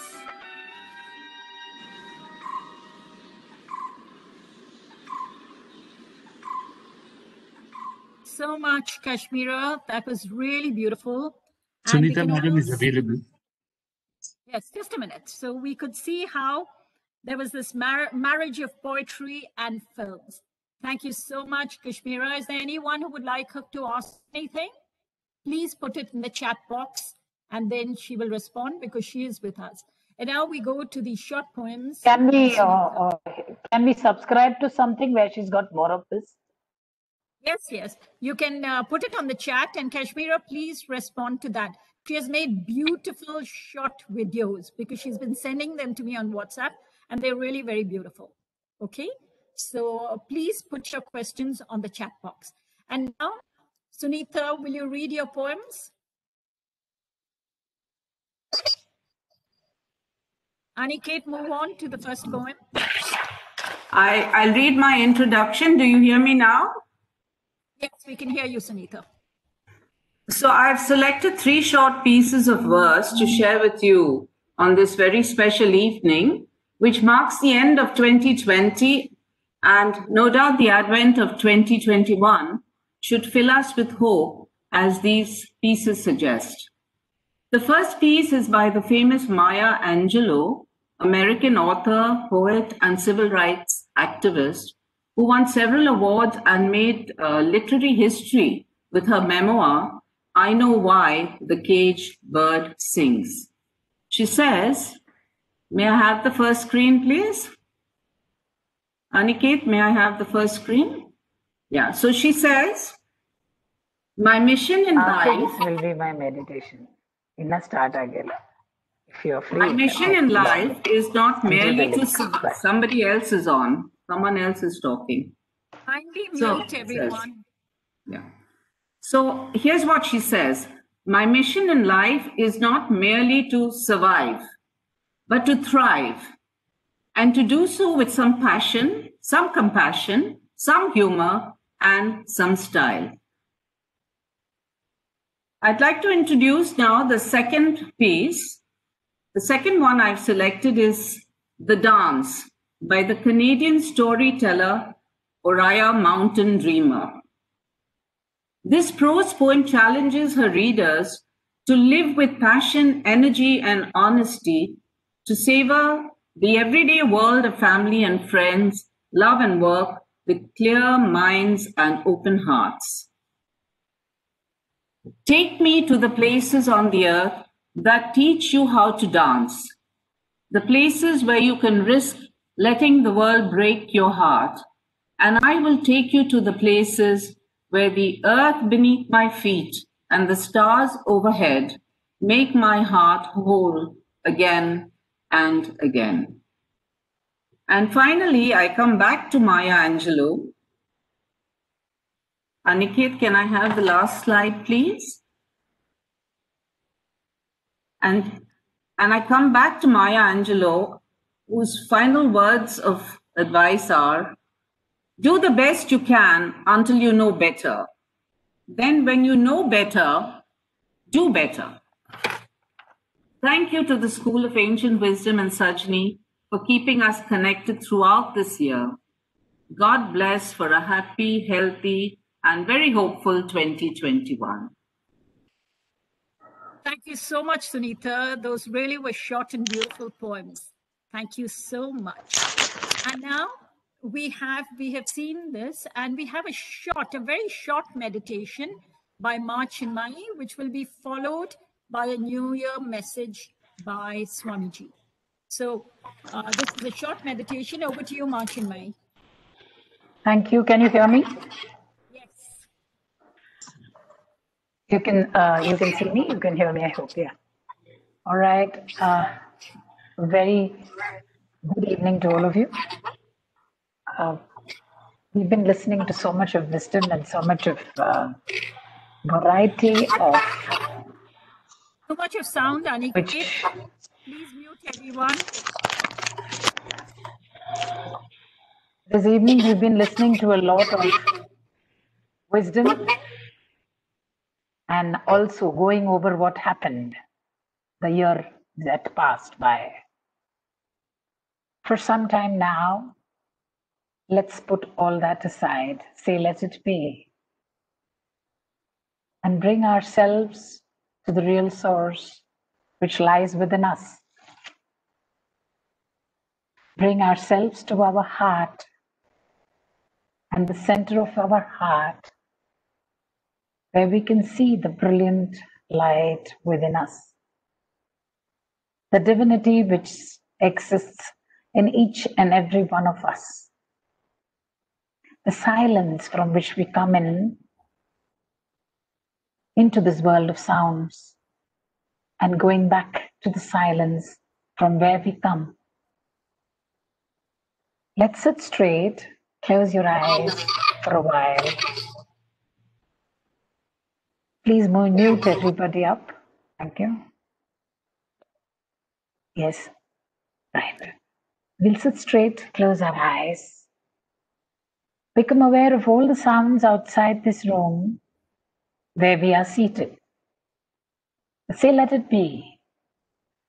Become aware of all the sounds within this room where we are. Say, let it be.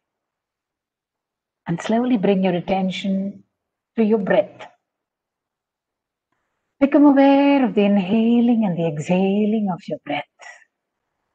Take 2-3 deep breaths and feel your entire being completely relax. Become aware of the top of your head, the hair on your head, and feel each and every little hair, little cell around the head region completely at ease. Slowly become aware of all your facial muscles and all the parts on your face, your eyes, your nose, your mouth, your cheeks, your chin, your ears. Become aware of every single cell along your face region and feel the entire face region also completely relax. Become aware of your neck region and your shoulder region, becoming totally at ease. Your hands are settled on your lap. Right hand on top of your right palm on top of your left palm. Feel yourself completely relax. Your trunk region, all your internal organs getting completely relaxed. Become aware of your hip and waist region also totally relaxed. Your legs, both your legs, your thighs, your knees, your calves, bearing your entire weight the whole day. Feel the entire leg region also completely at ease. Your ankles, your feet, your toes, each and every cell along your whole being completely relaxed. Your backbone, the entire back region, the pillar of strength that you stand on today. Look at the entire backbone region, completely relaxed.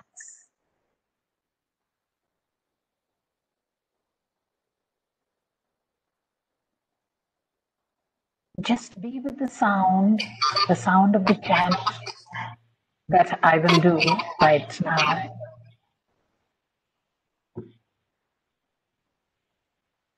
And completely be with the silence in between two sounds.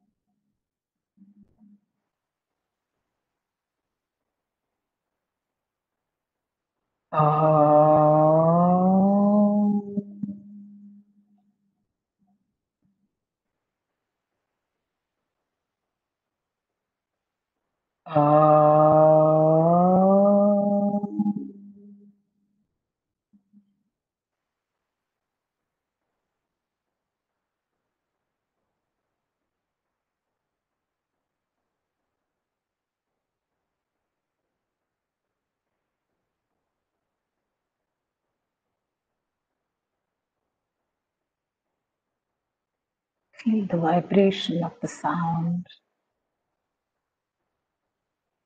envelop your entire being. Feel the complete silence within you.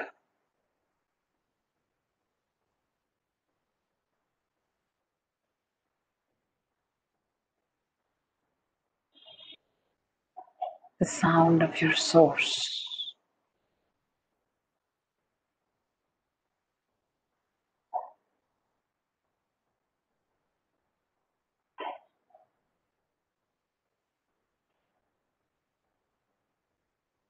Within just a few moments from now, you will be coming out of this brilliant state of total bliss, of the silence.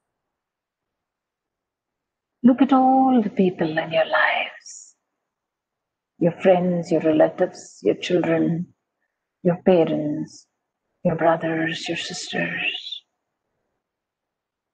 your subordinates, your superiors, your colleagues,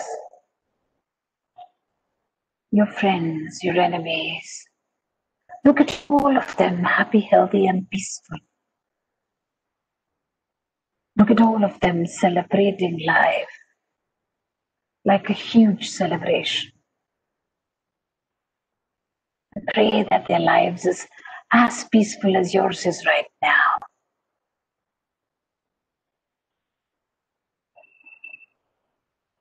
Look at yourself sitting in this position, happy, healthy, and completely peaceful. Pray that these moments stay with you forever, forever.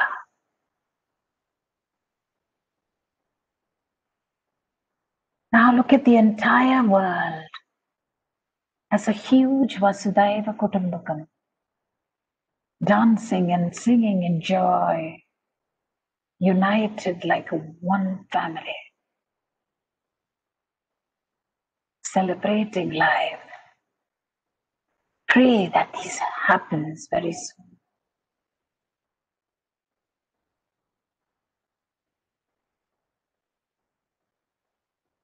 Once again now, look at yourself sitting in this position, happy, healthy, totally peaceful. Pray that these moments stay with you forever, forever.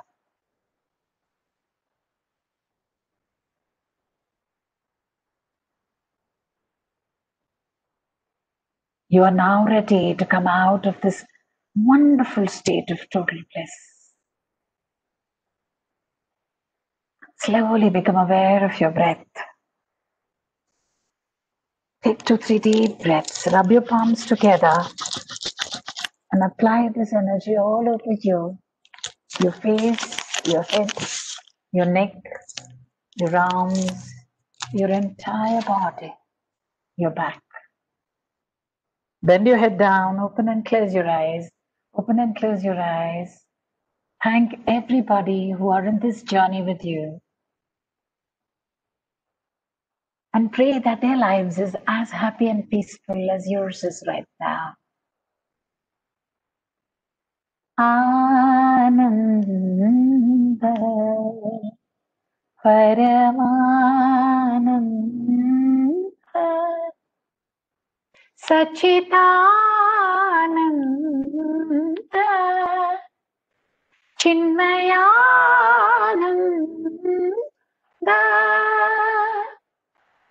Ananda Ananda Ananda Ananda Ananda Ananda. Wishing you all a very joyful, happy, prosperous, and lovely new year. Joy, happiness, good health, prosperity, lots of love and luck come your way, always. I pray to Devi for that. Thank you so much for allowing me to be part of this, and thank you so much, Sajani, for making this happen. Thank you. And most importantly at this juncture, a word of thanks goes to Ma Maneze, who has been such a source of inspiration for me since so many years. From the time I met her, even today, during the meditation, I could feel her presence very strongly. Thank you so much. God bless you. Thank you so much, Chinmayi. That was really wonderful to close the year on such a calm and peaceful note. So thank you, and we look forward to having you with us once again. And now, friends, we come to a very important part, the ending of our whole satsang, which is a New Year's message by Swami Chidananda. Swami Chidananda has been a Vedanta teacher since 1986. He was inspired by Swami Chinmayananda and gave up his career in electronic engineering. He joined the Chinmaya mission, and he was there. He served for about 16 years. After that, he founded an independent NGO called FOWAI Forum, and this was founded in 2006. His work has been in India as well as the USA. He is based in Solan in Himachal Pradesh, and he's been there since 2013. He also offers online classes on Gita and the Upanishads. We now invite you, Swamiji. Thank you so much for accepting our invitation and being here. And we're really blessed on the last day of 2000 to have this message from you, this New Year message. Over to you, Swamiji. Thank you, Sajani ji. I regard it a matter of joy to join this program. It has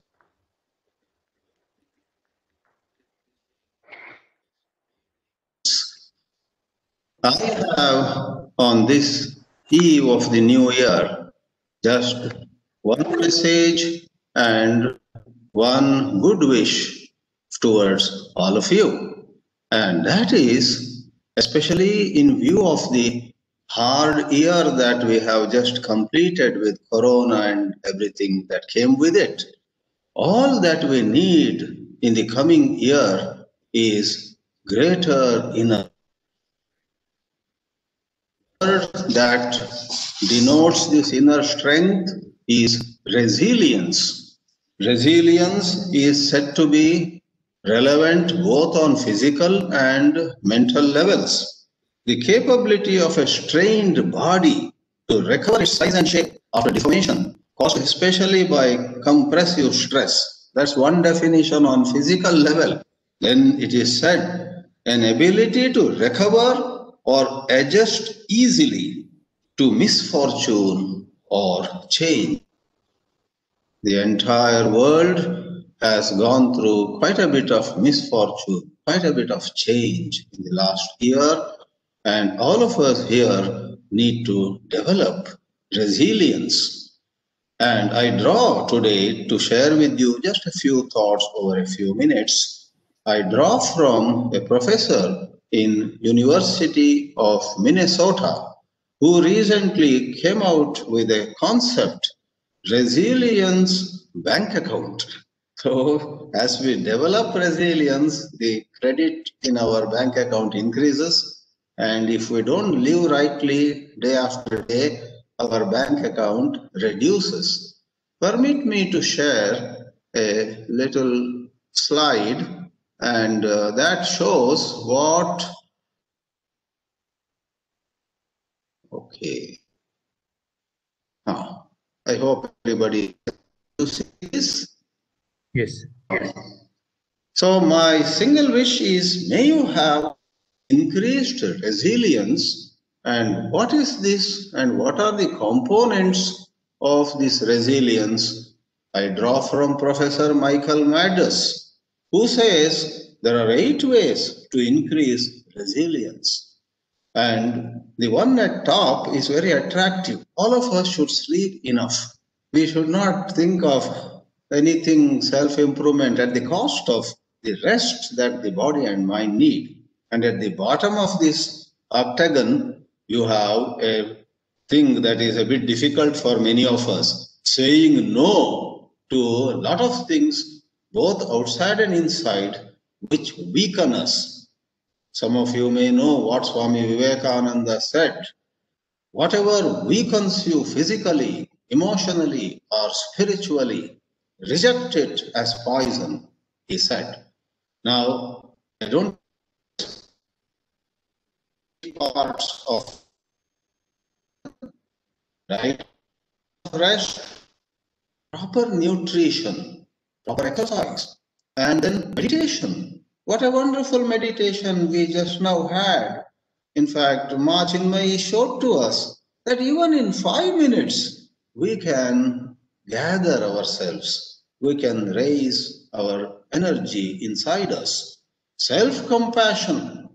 It is equally important that we are gentle to ourselves. We are non-judgmental to ourselves. None of us is perfect. But when shortcomings come to our notice, we should not condemn or blame ourselves. We should look at them gently. We must live in gratitude to others, to those near and dear ones, and to ourselves too. And it has been said in several parts of this program this evening so beautifully, the importance of connection, connecting to nature, connecting to family members, connecting to our own personality, and connecting to God or the divine. Lastly, no. Saying no, I must confess, I myself am a bit poor in that. Many of us, because of some hesitation, because of some sense of obligation, and of course, some hidden weaknesses in us, some bad habits, say yes to very many things, and day after day, we lose a sense of order in daily life. The great J. Krishnamurti said to us, more than any scripture, more than any holy book, sacred scripture, please look at your daily life and at the disorder in which you live.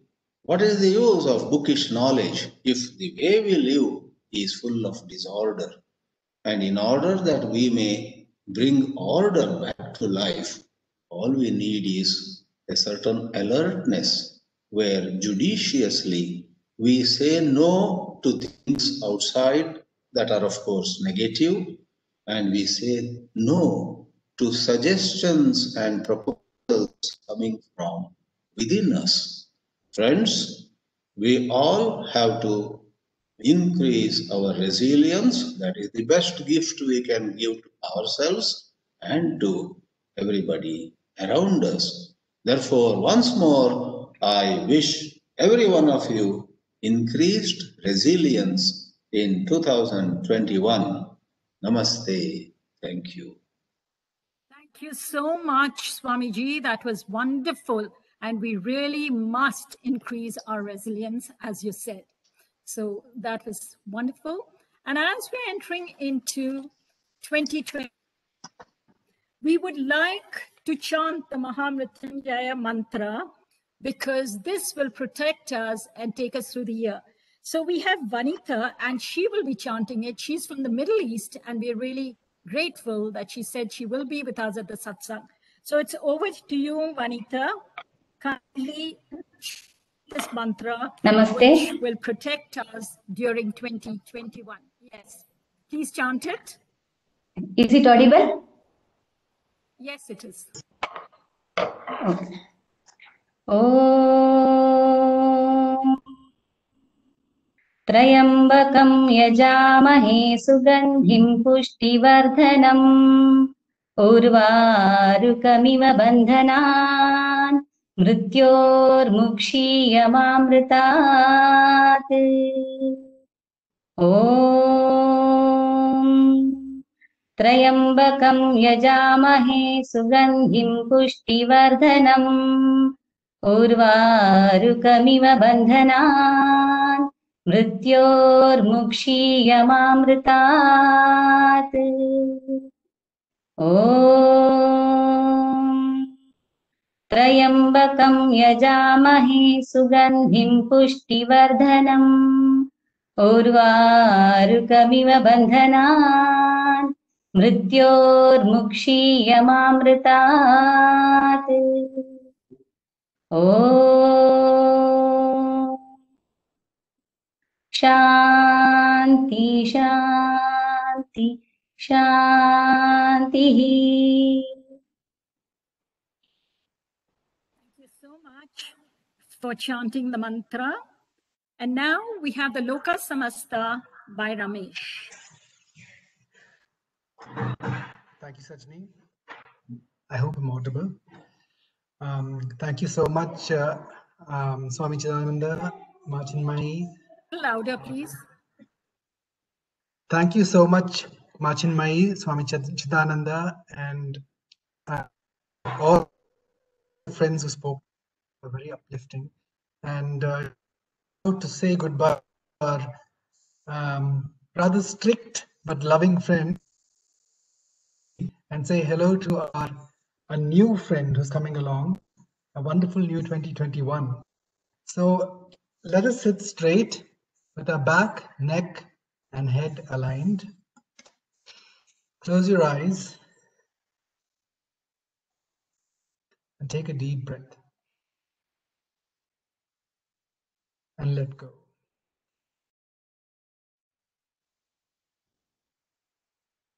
Please join me. Let's connect with each other and with the world and the universe as we chant our Loka Samasta for the last time in 2020. Loka Samasta Sukhino Bhavantu. Loka Samasta Sukhino Bhavantu. Loka Samasta Sukhino Bhavantu. Om Shanti Shanti Shanti. Om Tat Sat Brahmarpanamastu.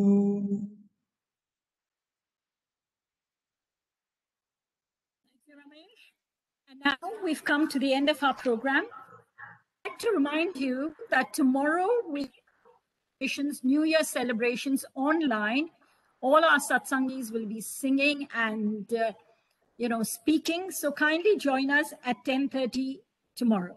So now we've come to the end of our program. Let's say goodbye to the ghosts of the past. Let's say goodbye to 2020 and pray. Let us all, we've been praying that 2021 will bring in a new and promising chapter in our lives. Let us all reset our priorities and hope that there's a lot of love, light, laughter, and good health in 2021. And now I request Beena Mirchandani to kindly propose a vote of thanks. Over to you, Beena. Thank you, Sajani. Am I audible? Yes. Okay.